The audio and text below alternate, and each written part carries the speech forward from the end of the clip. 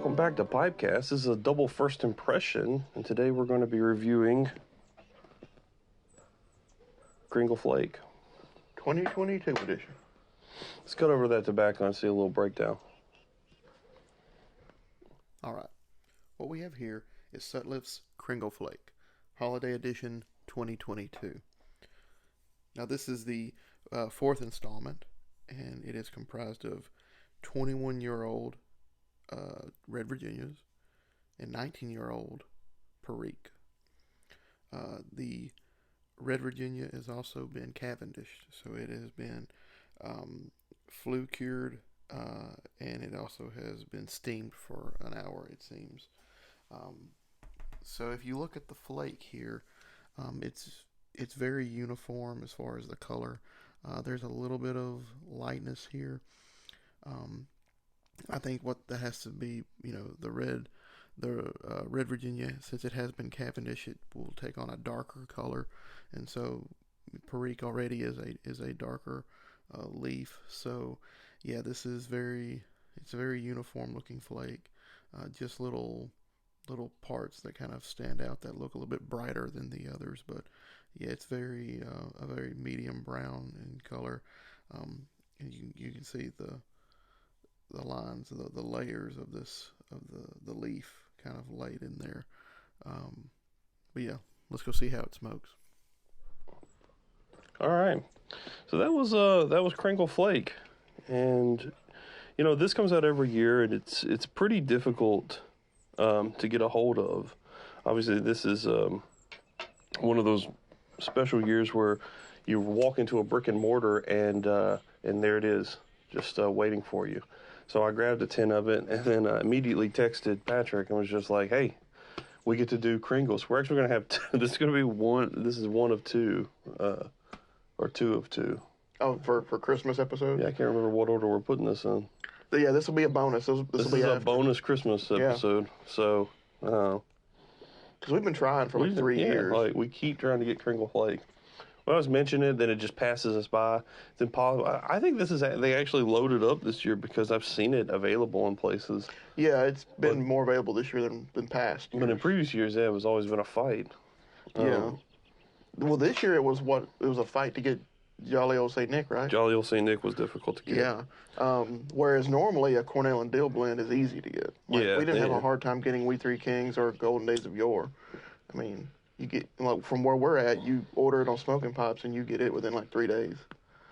2 sometimes. Mm-hmm. So, what'd you say? You had to go to Watch City to get Watch City Cigar out in New Hampshire to get hold of that Cornell and Dill blend.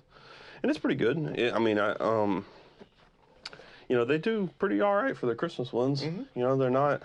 I've never really been fond of their aromatics, in terms of just they just have a very brick and mortar-y take, where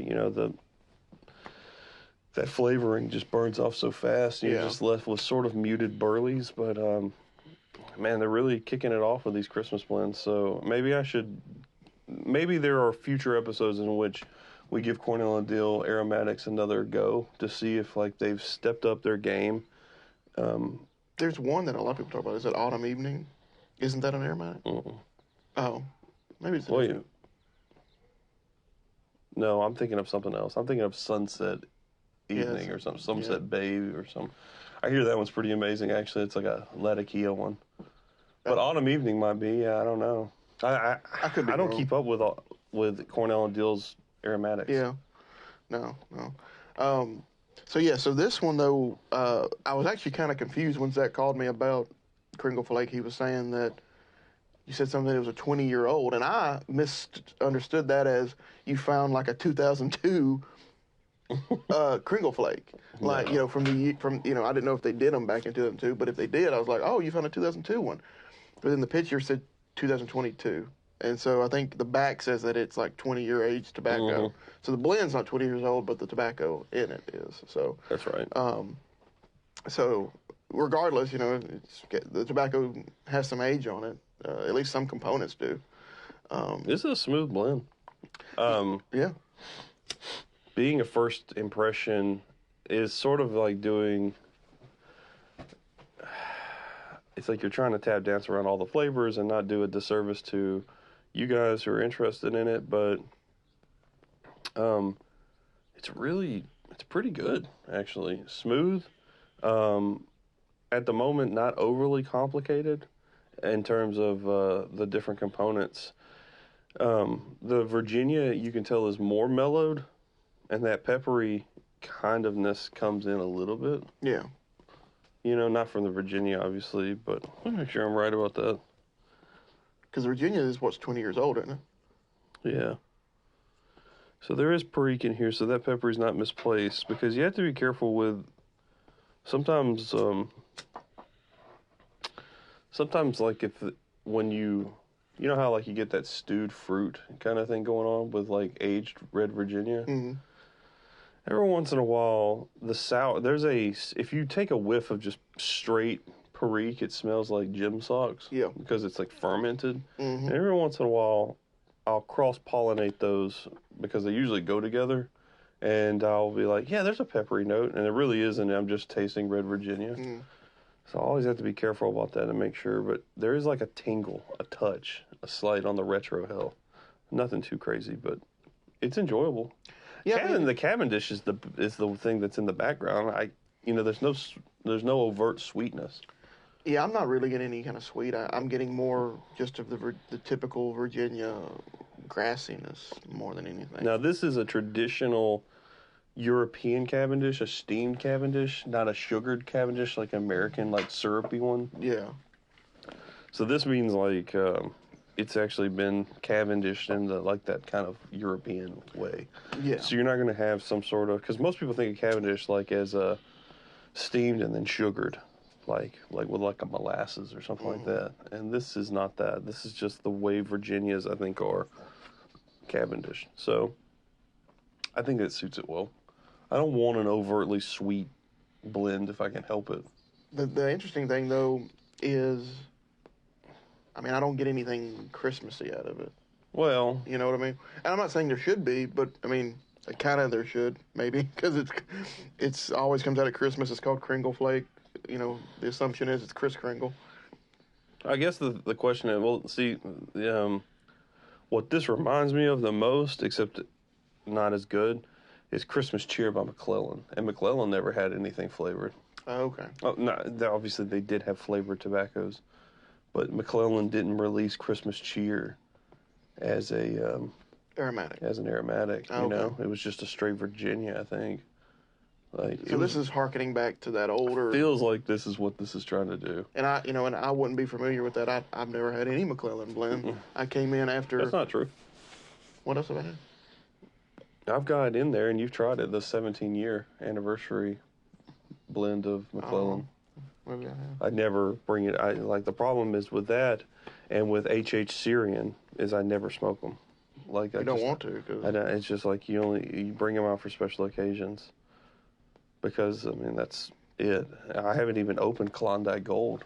Yeah. I don't know, man. Like, it does stink. Like you know, this is kind of a weird. I shouldn't be doing this because it's like don't look to the past. There's good stuff in the future. But dang, man, I wish I could have stocked up more on McClellan blends.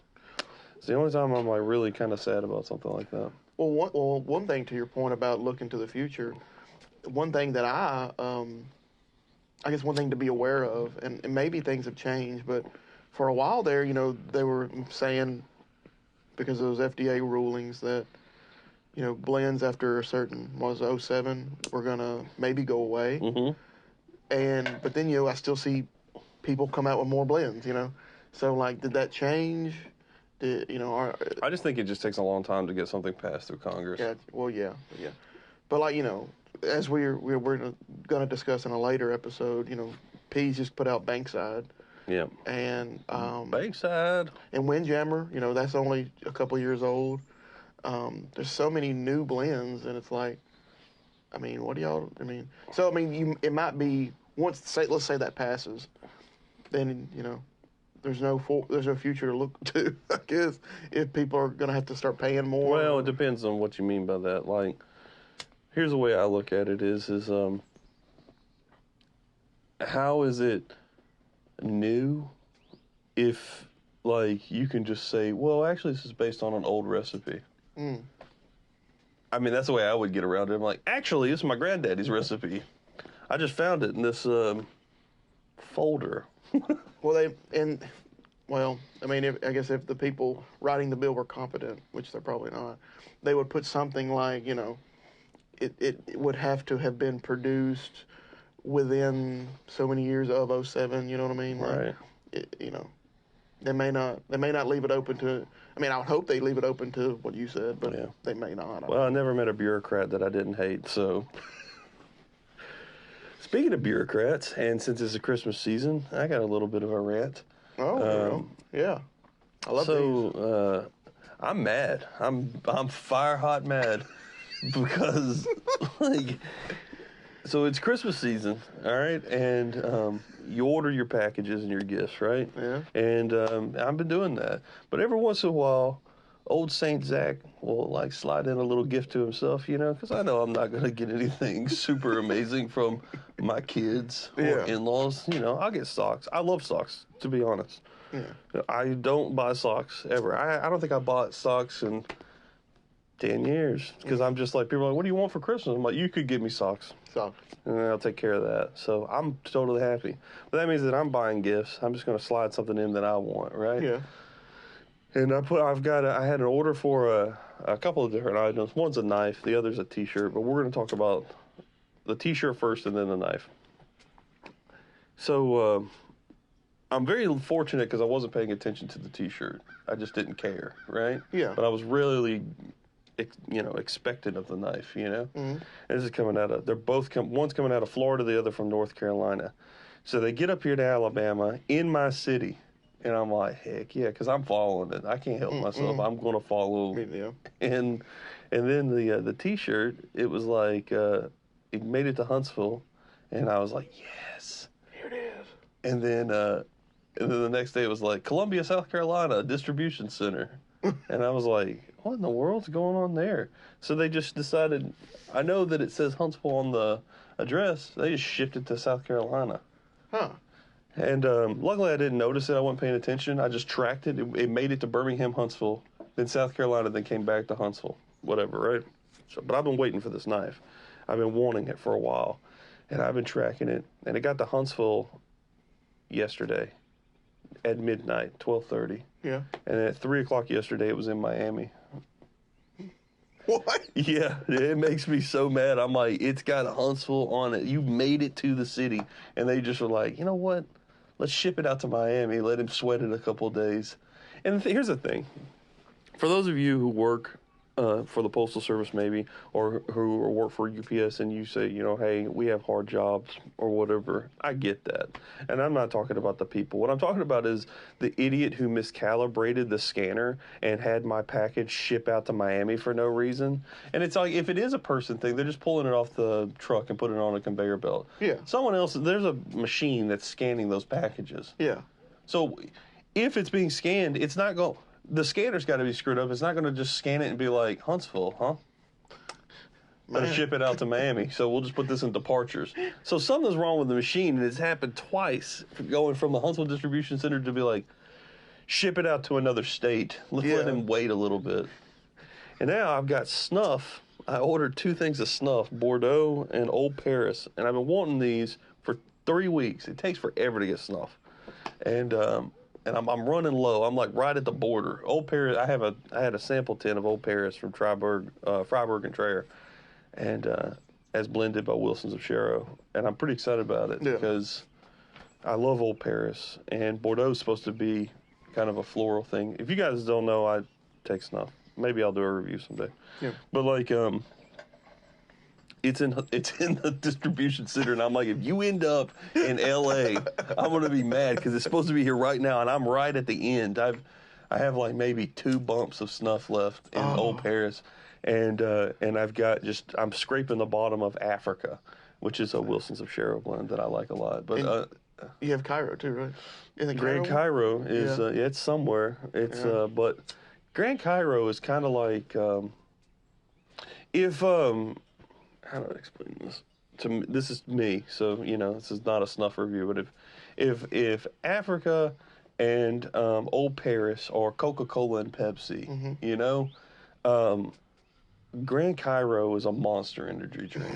It feels like you're getting kicked through the nasal cavity sometimes, and it's a sniffing snuff, you know, and it's like an SP. It's one of the best, but every once in a while, man, it's almost too much to handle.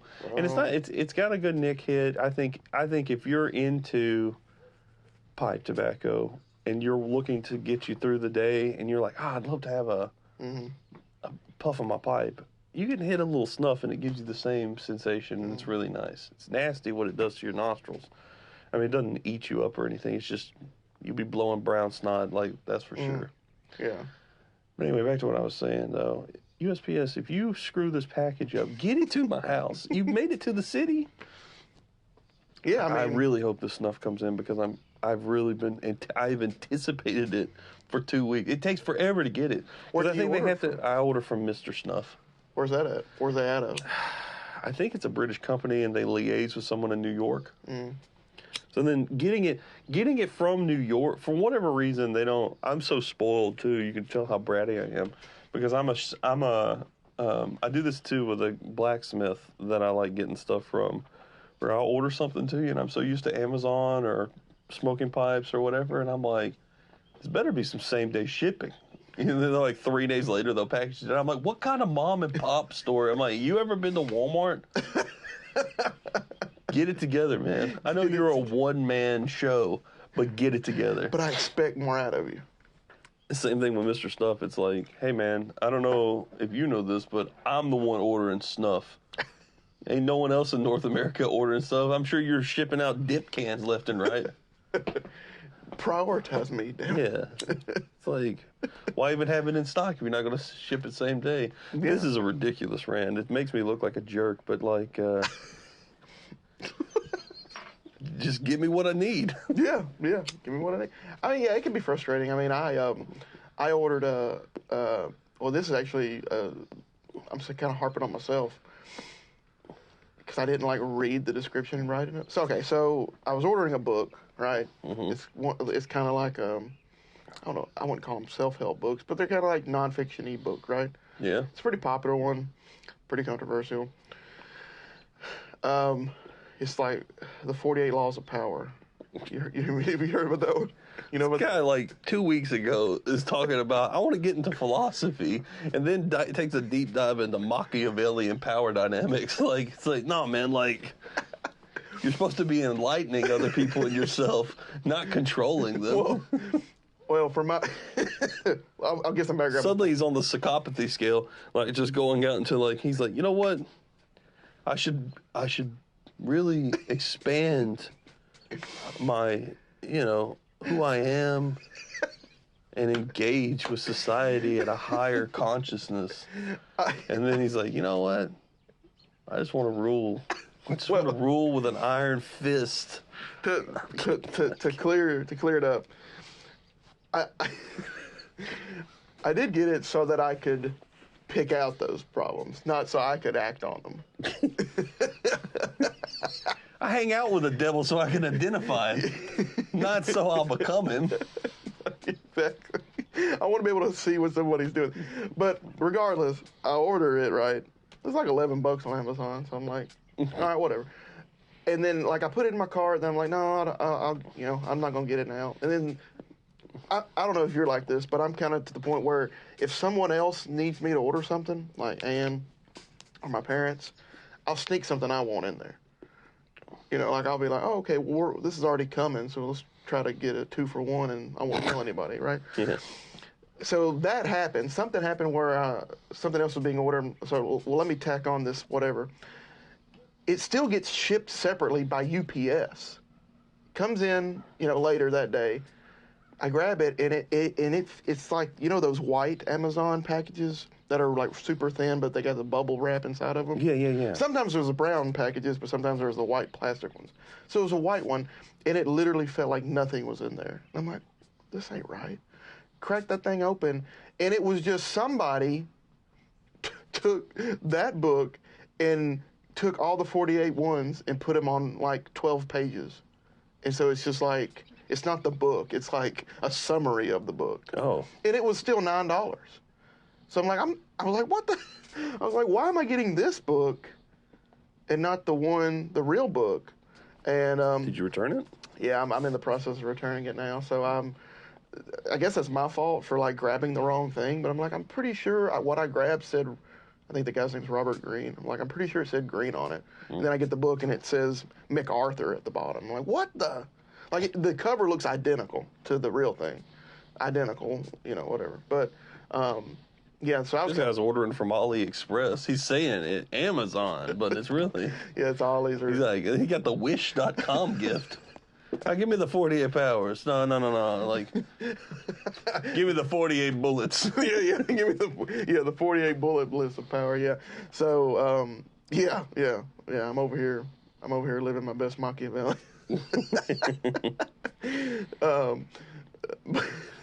Well, see, so to kind of tie into that before we close out, and I think I failed to mention this in that weird Thanksgiving Day episode. It's kind of a combination thing. Like I'm trying to, because there's a lot of fantasy, sci-fi, Stephen King that I'm trying to read, right? But I'm like, I want to kind of mix some of that stuff in. So it's not just philosophy. It's also like the classics, like Lord of the Flies. I haven't read Lord of the Flies. I've never read that. So I'm like, I need to read that, right? So I'm like, mix the classics in there. And then also some like nonfiction-y type stuff, like biographies and stuff. So it's more encompassing than just like going back to the Peloponnesian War and reading everything about it, and then or starting with Gilgamesh and then going to Iliad and then going to the Odyssey, whatever. I'm kind of doing that, but it's not just that. So I was like, I need some kind of like nonfiction-y type stuff mixed in too. There's a lot going on, is what you're saying. Yeah. First off, you say fantasy, sci-fi, and then mention some trash author that no one should read, Stephen King. Then I haven't heard a reference to the Peloponnesian War since I was in school. I mean, this guy's throwing out Pythagorean theorems and all kinds of stuff, man. Like, 2 weeks of digging into philosophy, and I feel like I should be taking a knee, studying at the master's feet over here. I will tell you, though, I haven't really started reading Plato, actually, but I've been reading some, like, commentary on him. There's a book by Will Durant. It's like the history of philosophy or something like that. Did you say there's a book by Duran Duran? Will Durant. Oh. No, Duran Duran. Like the band? I Run? Are they the I Run people? No, they're the, her name is Rio, and she dances by the sand. Oh, okay. Her name is Plato, and she philosophizes, man. But I will say that, to tie it back up on a bow, I've been reading some, stuff about, like, what's in the Republic, like commentary on it. And what I found out is it's not really like an enlightening thing, whatever, I hate even saying that. But it actually makes me reinforce opinions I already have. Yeah. And so, like, there was this, what was it? There's so much that I took from it. Like, the whole idea of, basically Socrates going on trial, and then, like, the masses, basically, the mob rule was kind of what got him. I mean, he kind of did it himself, but the mob rule got him killed, basically. I thought Hemlock got him. Well, the Hemlock got him, but the decision to the Hemlock was, like, a mob rule. And I got to thinking, I was like, so, like, one day I'm like, what's the difference between consensus and mob rule? Like, why do we hold consensus in such a high regard? Like, well, consensus says this is what we should do and all this stuff. And I'm like, yeah, but isn't that just one stone's throw away from mob rule in a way? Like, just people, irrationally, whatever. And then, like, 2 days passed, I'm like, maybe that's the deal. That's the difference. Consensus is rational, mob rule is irrational. Yeah. And that you got to kind of walk that line. Consensus, mob rule, democracy, vox populi, they're all just close to one another. And I hate saying that, too, because I used to, like, I would be classified as, like, a libertarian by friends, and they're like, so what are you, an anarchist? And I'm like, because they're like, it's just one step away. And I'm like, I guess, but, I definitely don't want to be walking around lawless streets. You know, I don't know where you're getting anarchy Well, from. the answer is that there's because most people, like, for instance, don't believe that anyone in a political. First off, if you're in politics, you may once upon a time had this sort of idealistic view that you were going to help the people out, but you're really just helping yourself out. You're really just a scumbag. And I remember someone told me it was at our old job. It's my old. I don't want to say who it was, but it was. They were like, "Yeah, I want to run for office one day," and I go, "Oh, cool." And I didn't say anything else about it. He goes, "What do you think about that?" I was like, "I think anybody who gets in politics is a scumbag." And he's like, "I want to get into politics," and I was like, "That says a lot about you to me." That was me. No, it wasn't you. It wasn't me. I promise it wasn't you. Well, I did it too. Well, then I probably told you the same thing because my opinion don't change. Yeah, you did. I was like, you're I like, promise it wasn't him that I'm referring to. I'm thinking of another person because they were like, "I really want to get into politics," and I go, "You are only self-interested." now, granted, that was 5 years ago. Me, I know you're talking about something else, but that did happen with him and me. But I don't want to get into politics, so just. All I'm saying is that I did. I feel like your self-interests are more aligned with your political aspirations than the interests of others. And you would hope that's not the case, but it just seems. But when people say they're like, "Well, let's have a little optimism." No, let's not, because it's not real. Be a cynic. Be pessimistic. That's what's going to get you through. Be an optimist in everything else in life, but politics, be a cynic. Yeah. Cringle Flake. It's delicious. Give it a chance if you can find it.